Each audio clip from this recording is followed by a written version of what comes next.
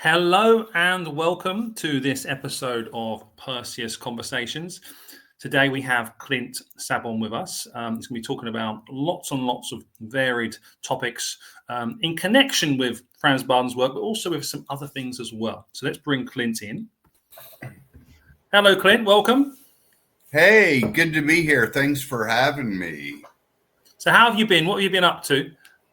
Well, I am expanding my practice. I've been coaching Bardon, mainly initiation into Hermetics, for the past 3 years, and I'm still open for that and still very much interested in that. But I'm also expanding to include emotional release and emotional acceptance that's largely based on the Sedona Method. I am a Sedona Method graduate. I've completed their coursework, and it's been very beneficial to me. And one of the reasons I'm expanding is because after coaching probably hundreds of people in terms of initiation into Hermetics, I'm finding a whole lot of people stuck in the soul mirror work. And the soul mirror work, to be honest, in my opinion, Bardon doesn't necessarily give he's sparse. He's sparse in what he says. And he certainly gives suggestions like auto suggestion, bathing, washing, impregnating food. But with things that are multi-factor, such as complex PTSD or other emotional issues that keep bothering people. And this was discovered after a lot of clients kind of came to me originally about Bardon work, but it ended up being more like psychotherapy. And I realized that the Sedona Method's been a great help to me. It's very powerful. And also the work of David Hawkins, and I draw from other mystical traditions, but it's really all about emotions. And emotions lie underneath thoughts, and entire thought patterns can arise from a single emotion until that emotion is fully felt and released. Do the thought patterns kind of disintegrate and reform in the mind. So that's what I've learned in my own work with the Sedona Method. It's been a big benefit to me, and it's very much about emotional release and emotional acceptance. And it's got some various methods and various explanations, which I can kind of go over. Yeah, that'd be great to hear how it does or doesn't sort of fit with the Bardon's work, and how possibly people who are working with autosuggestion and the mirrors, and how they could possibly incorporate this into their work. I mean, do you find that Bardon students that have been stuck on that sort of soul mirror section, or stuck something from their soul mirror section stopping them from proceeding, do you find that even minimal work with the Sedona Method allows them to kind of release that and move on?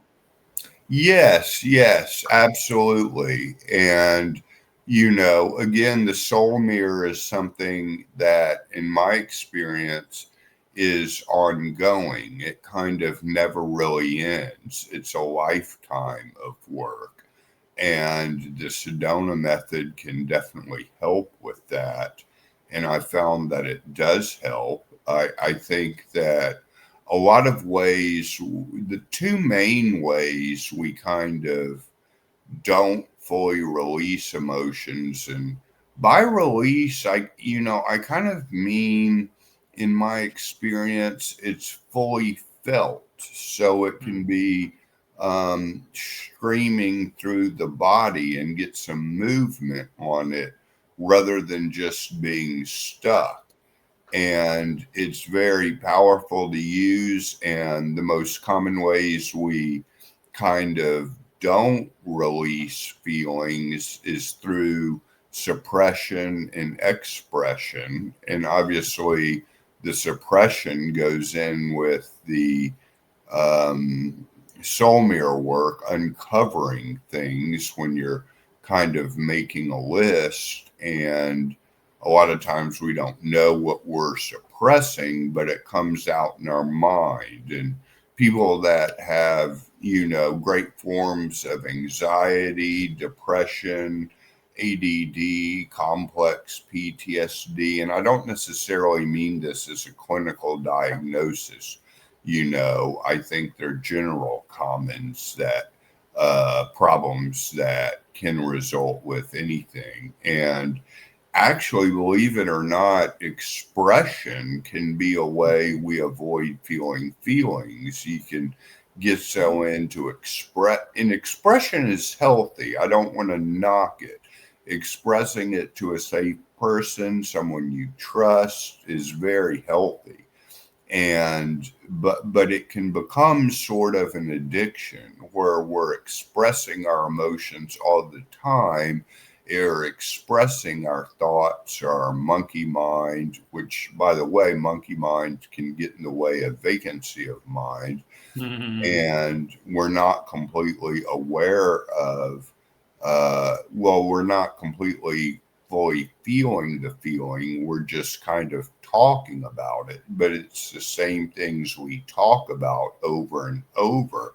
So if you can kind of get to the bottom emotion underneath all that, that's kind of the key. And that will take you into vacancy of mind. And I don't think vacancy of mind by any stretch is unique to Bardon. I think across the mystical traditions and across the different spiritual teachers in the world, a lot of their main game is vacancy of mind and just getting into vacancy of mind. And it's interesting, Bardon puts that as the first step, because it is very difficult to hold it. And a lot of times people hold it for like a minute and then they move on, and that's fine. But I always encourage them to keep going back to it, because it is so important. And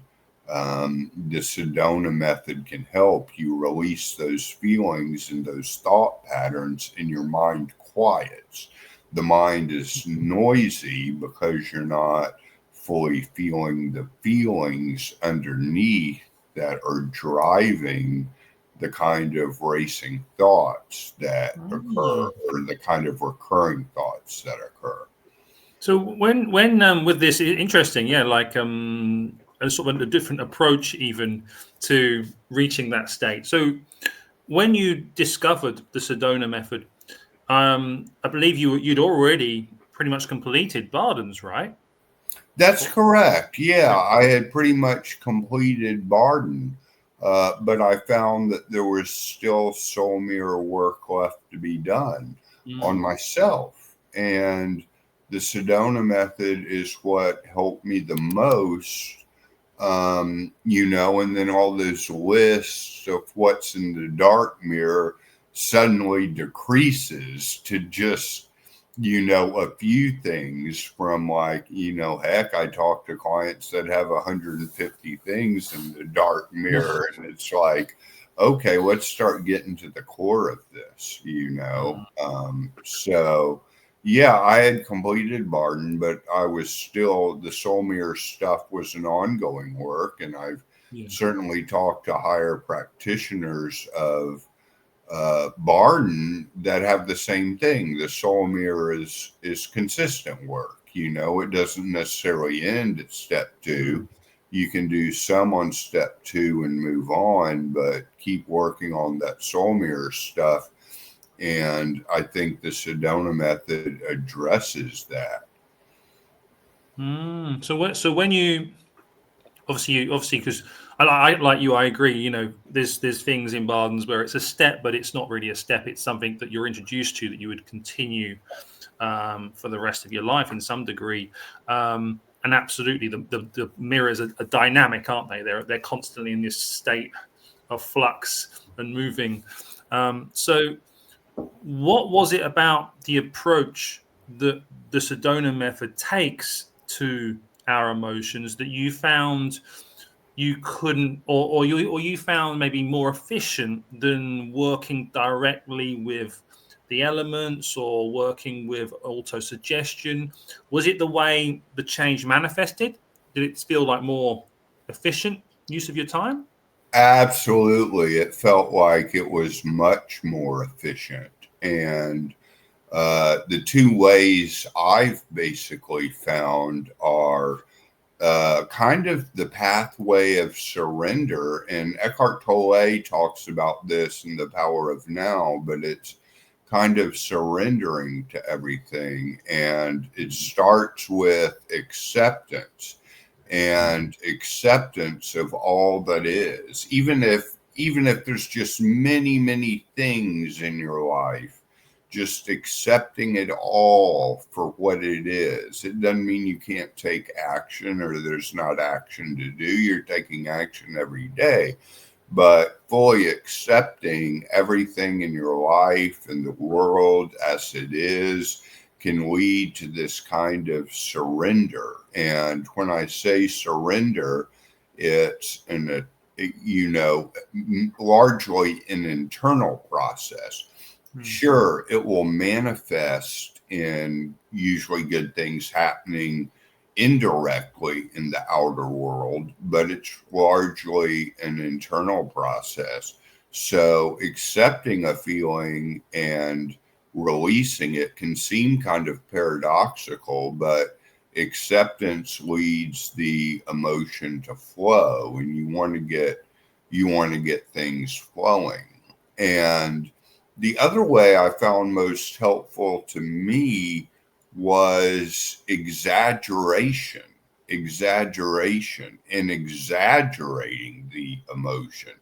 And one good way to exaggerate the emotion is to basically journal about it and exaggerate it. Like if you are anxious or nervous, or you've got monkey mind real bad and your thoughts are racing, you can just journal about it and exaggerate it. Almost like, I am so anxious. I am so anxious. I don't know what to write. I don't know what to write. My mind's going, just get it stirred up, so it can start flowing again.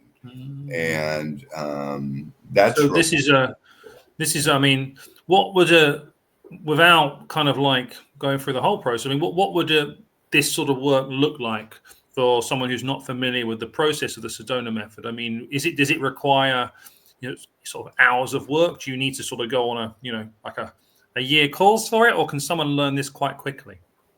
I think the basics can be learned quite quickly. I think a lot of people get frustrated with them at first because they're not working. And a lot of it requires kind of feeling certain things on the one hand, but on the one hand, a lot of questions that you ask yourself. And, there's almost one real powerful exercise, emotions and relationships, that I have on my website, where you're basically asked a series of yes, no questions about a certain person in your life that you want to feel freer about. But the way to do it is kind of a spot check sort of inventory, is to ask yourself 3 questions about whatever emotion it is. And it's, could you let this go? Would you let this go? When? And the answer could be no to all of those, but you might have some shifts, and you might need to do it dozens of times to really get at it. And could you basically covers could you right now, and would you involves, a hypothetical in the future, and when kind of is almost kind of like, in my opinion, a kind of Zen koan, where it's kind of you know, doing something to you, like when would you release it, you know? Kind of like the Zen saying, if not now, when? Yeah, so, you know, So this could you? is awesome for people that, who've, because there is so many people, right? Steps 1 to 3, and no matter whether the supposed problem is the vacancy or is actually the mirrors, often, like you say, it's usually something in the mirrors that's manifesting in a problem in an exercise which is seemingly unassociated with the mirrors. So the cause often does come back to those mirrors, isn't it? It's like, even if, oh, I can't get stillness, but though it's a mental exercise, often those waves are coming from somewhere else. Amen. You hit it perfectly. Often those waves are coming through from something else. And, you know, the same is true with some of the visualization exercises. Those can be very difficult to do if you don't have a still mind. And when you don't have a still mind, the cause is usually caused by underlying feelings that haven't been fully felt and released. Very useful. So this is like a new avenue that people do in Bardens, or indeed any kind of meditative or sort of self-development work would benefit from. Absolutely. It's not just for Bardon practitioners, and it's for spiritual seekers across the map, and not just in spirituality. You know, you don't necessarily have to be a big spiritual person to work the Sedona method. I mean, it is considered kind of a spiritual program, but with the techniques I'm kind of running through, it's basically that's not required across the board. You know, therapists see people come into their office all the time with this stuff. And I should also add that, you know, one key cornerstone is control, approval, and security. And those are the three basic wants that usually leave us blocked: control, approval, security. And each has an attachment side and an aversion side. And wanting to control things is kind of like hard edged. It's kind of like grasping, you know, it's an attachment. And kind of the Buddhist way of talking about attachments, it's attachment to a certain thing. And the aversion is kind of wanting to be controlled. And you could think, well, who wants to be, you know, who wants to be controlled? But it's kind of like the need to be taken care of and looking to someone else to do it. And then we move on to approval. And approval is wanting someone to like you a whole lot. And that's the attachment side. And the aversion is rejecting the person. And I think we've all had at some point in our life some person who we both wanted the approval of, but we kind of felt a rejection of at the same time. And then you move on to security. And security, the attachment side, is the basic need for, is basically wanting to live. And on the aversion side, it's wanting to die. And you could think, well, who wants to die? Everybody wants to live, but the wanting to die is kind of like a giving up. You know, I just give up on this whole thing. I give up in life. It's kind of self-defeated. And there's a grasping for security too that can be it's kind of paradoxical too. It's kind of like you need and want security so bad that it's actually blocking you from a more effortless, efficient way of going about things. Wow. So it sounds like, I mean, the way you've described it, is that your way of describing it, or is that sort of the Sedona method in a nutshell? Both. I mean, Both. that's a lot of the Sedona method. Wow. It goes a lot deeper than that. And Oh, really? there's a whole bunch more to it. And, it's almost too much to get into Wow. it. Well, I say that because it sounds, from what you're saying, it sounds like it's giving a whole new kind of language for someone to look at their mirrors through. Because when we do our mirrors, we know how to do it, and there's various ways that we've established from different teachers of how to do it, right?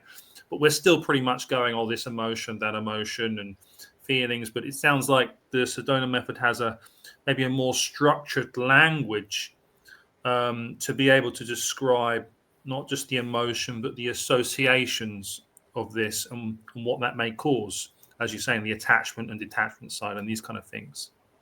Yeah, exactly. And there's also the method of letting go that's kind of like polarity. And if you can kind of think in love and hate or two polarities, and you Mm. feel what's something you love and hate at the same time, or even if you don't love or hate it, just practice on anything, feeling the polarities of emotion, courage and fear, whatever it is, feeling them one after another. And that can loosen things up too. Feeling all the love for this thing and feeling all the hate for it. And, that kind of polarity exists. And, I could also talk about the emotional chart to things, and the emotional chart. It's given different by David Hawkins, a little bit So different for than. those of us, me included, that don't know who David is, can you introduce him a little bit? Well, I wish I had a better introduction to him. I've read his books. I believe he worked as a doctor, as a psychiatrist, and kind of came up with his own system. His favorite book of mine is called Letting Go. And so you can kind of get a, taste of them there, which is also kind of hand in hand with the Sedona method. And, it's been a while since I read it, but I kind of got the gist. He was kind of saying the same thing as the Sedona Mm. method. And so I ended up taking the complete course and training for the Sedona method. And that was really, really beneficial. So the emotional chart in the Sedona method, kind of at the bottom, starts with apathy, and then comes grief, and then comes fear. And those are the bottom three. And we're usually stuck on the bottom three, but we can be embarrassed that we're stuck on the bottom three. We can think, oh, goodness, I want to be better than this. I don't want to admit to having those things inside of me. And sometimes that can be a block. I suppose it could be an exercise in Mm. humility, but that's okay. And the purpose of the Sedona method stuff is really, it's okay. It's okay if it doesn't work at first. It's okay if the three-part question process I went through earlier doesn't work at first. So anyways, we have apathy, grief, and fear. And then going into the middle, we have desire and anger and pride. And, you're starting to move forward at that point, kind of desire, wanting something is kind of moving forward, where the first three is like recoiling. The apathy, grief, fear is more like recoiling. And then you get into desire, anger, pride, you're moving forward. So you're making a step above. But desire is always kind of based on a lack of, scarcity, basically, scarcity, Mm. just not having enough. And then anger definitely churns things up and gets you moving forward. I've heard psychologists say sometimes a lot of anxiety is really suppressed anger. So if you can get to anger from anxiety, which would kind of go hand in hand with the fear in the bottom three, if you can get to anger, that's still progress. But obviously, it's still like, I'm going to get them, I'm going to make them pay. And then you get into pride, and that's still better than being stuck in the bottom three, which can also include shame. Those words don't describe it all, but shame would be in the bottom three. And pride is kind of like, it involves some level of insecurity. That's the only problem with it. You can be so proud of yourself, but at the same time thinking, well, I did it this one time. Am I going to be able to do it again? And then you get into the top three, and it's courage, acceptance, peace. So if you notice, courage is kind of like I can and I will. Acceptance is kind of like what I already covered. I mean, it's in the very high up of the emotional chart. So if you can accept everything as it is, you can kind of focus on the higher ones, even if you still have parts of yourself, which you probably do, stuck on the lower three or the middle three. And so, I'm a big fan of acceptance, and it doesn't mean you're not going to take action, but it can mean that you're not really resisting your life as it is and the world as it is. Wow. So I think it's really interesting. So there really is because otherwise we just got like emotions, black and white, and no real way of ordering anything or seeing, any degree of possible progress. So at least, when there's a map, we have a chance of finding our way out. So I think it's really, really interesting. So I'm definitely gonna. I think we definitely need some posts on Perseus about this as well. Okay. I'm certainly down to doing it, and That'll be very interesting. yeah, I will get that cooking. And Well, go ahead. I was going to say, so with the Sedona method, you've given us sort of a little piece of it. Sounds quite deep, and probably more than we can cover in this. But let's now talk about you offer assistance to those, whether they're seekers spiritually or just wanting to work with the Sedona method. So do you want to talk a little bit about the work that you do one-on-one, and also, I believe, more recently as groups as well, going out to different groups and helping them with the Sedona method? Sure. I can go out to different groups and I can walk them through some of the material I just walked through. And there's also a very powerful exercise that I probably don't have time to get into it all now, where it can free you up in any relationship. And, and then I draw from other mystical traditions as well, too. And so, acceptance and surrender really, they kind of go with Christian mysticism. And there were a lot of Christian mystics and saints who underwent intense suffering, of some form. And they were able to surrender completely to that suffering. And basically, they kind of used the Catholic doctrine in their favor, meaning they believed in sin and they were calling it their own sin. So they were taking responsibility for it.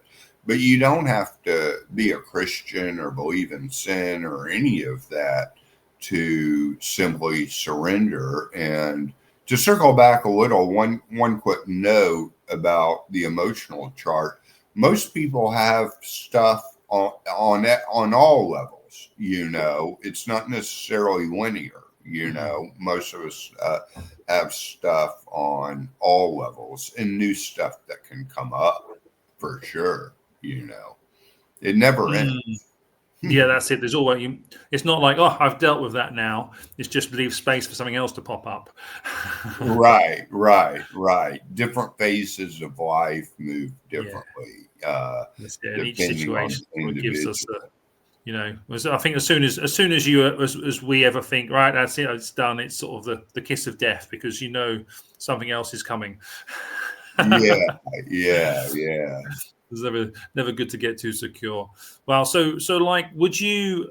I mean, what sort of communities would you work with? Would you go out to sort of, I don't know, would that be yoga groups? Would that be kind of like those who may be struggling with PTSD? Would these be the sort of things you would do? All of the above, including some new age bookstores, some holistic centers, definitely like treatment centers, even the Episcopal Church, of Oh which wow! I lived in a silent Benedictine monastery for 6 months.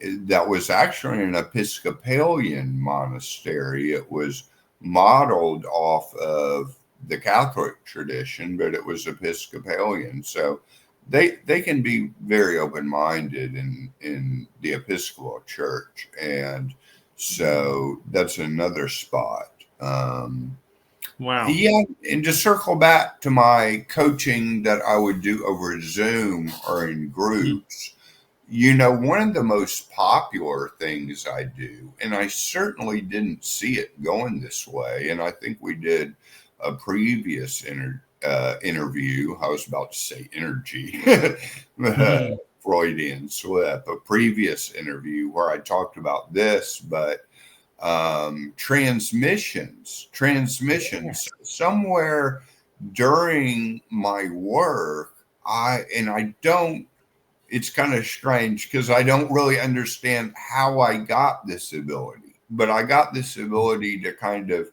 you know, send love and light and the energy of God, or the Akasha, as Bardon calls it.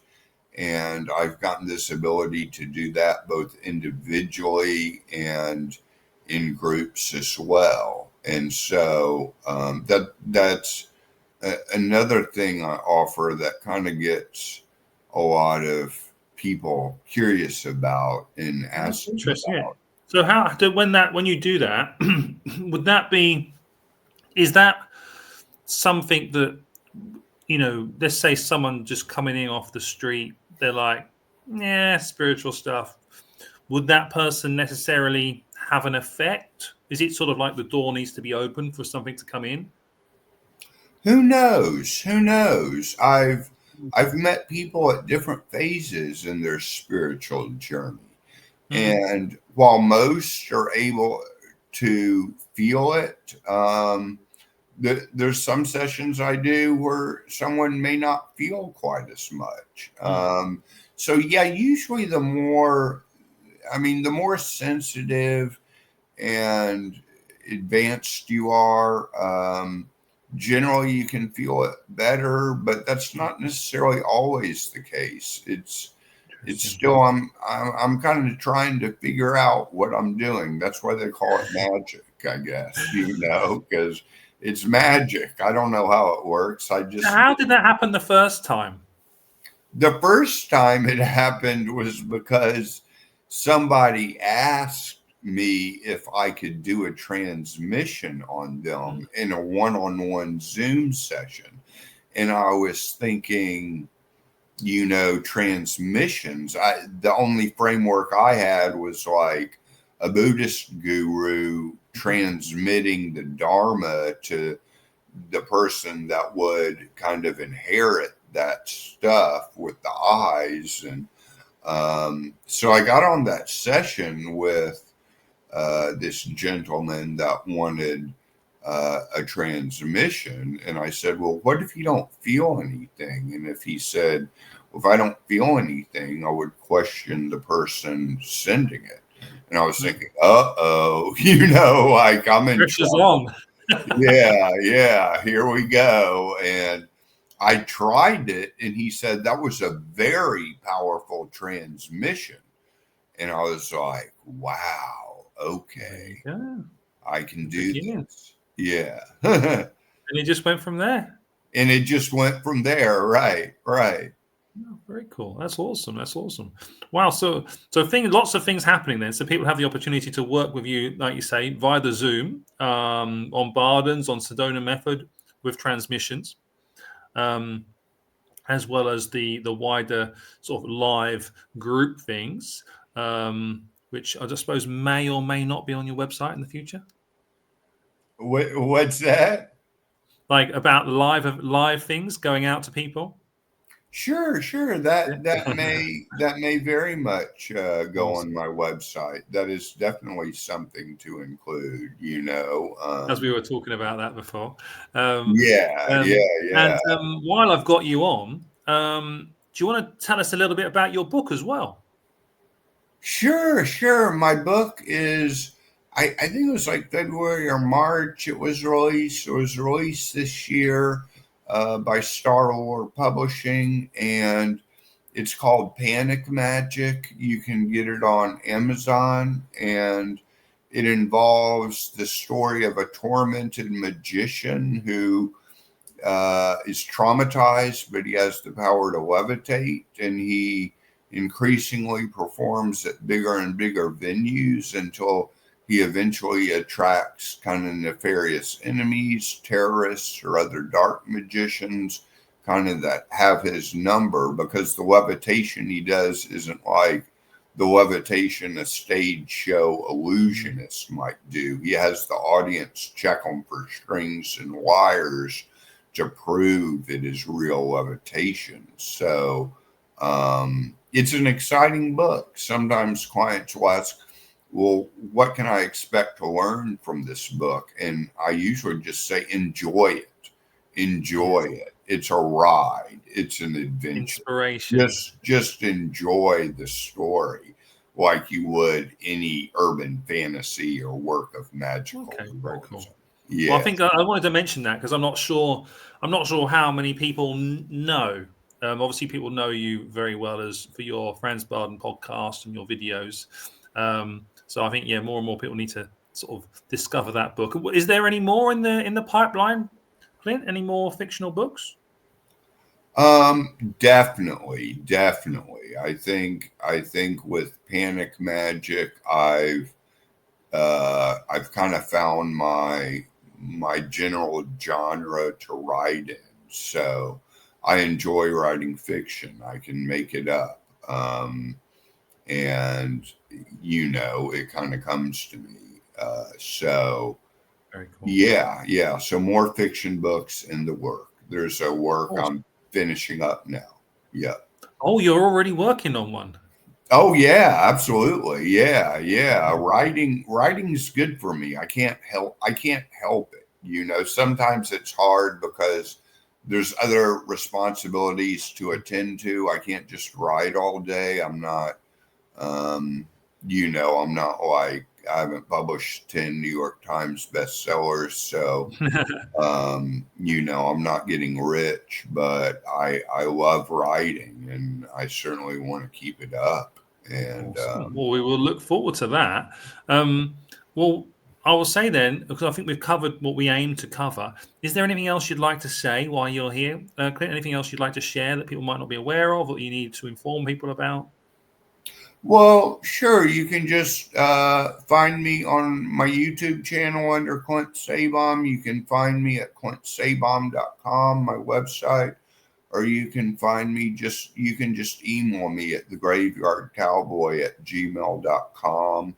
And again, I just want to emphasize this is my own experience. While I have taken their entire courses, and I'm a Sedona Method graduate, this is my own experience with the Sedona Method, kind of mixed with other mystical traditions as well. And, I really feel like I'm sitting on a gold mine with this. So I really feel like this is something that's going to help a lot of different people. And my desire is first and foremost to help people.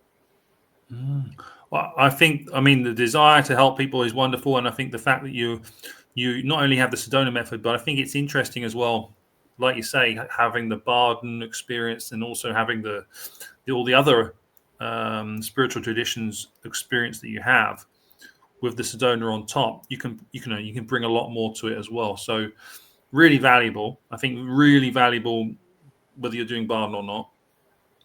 Because we all need to deal with and manage and work with our emotions regardless of what path we're on. So yeah, really nice. I look forward to a post on Perseus. Thank you. You've given me motivation now. So we can all learn more about it. I'll put all of Clint's information, how you can contact him, work with him, email, all those sort of things in the information with this video. And on that note, then, I will say, Clint, stay on the line. I'll talk to you after. But I'll say to everyone watching this video, thank you very much for watching Clint and I discuss this subject. I think it's really important.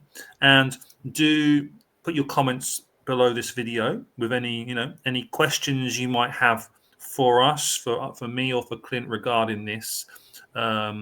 And we will be sure to get back to you. Okay. Thank you all. Like and subscribe, and we'll see you next time. Okay. Stay on the line, Clint. All right. Take care.